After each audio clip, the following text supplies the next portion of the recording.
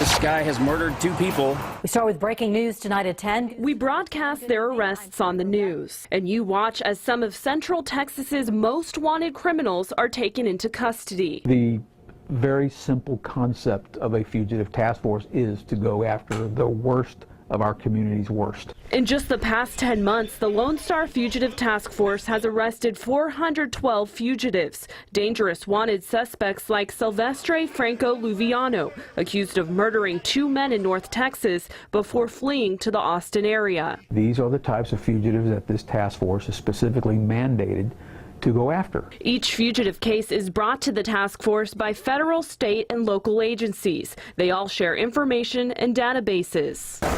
So where does the case begin, and how do you find a fugitive? We spent 24 hours learning from Deputy Marshal Brandon Fila with the U.S. Marshal Service here at Austin, Texas. Today, Fila's job is to find Pernell Williams, who is wanted for felony possession of a firearm. After receiving an arrest warrant, he assigns an investigator to dig through databases. I mean, if you want to find them, you've got to hunt in many different ways. There's no stencil to finding a fugitive. And while he can't reveal all of the task force's tactics, there are some general guidelines he can share. But you want to look at first is, how do they make their money? How do they live? Do they have a job?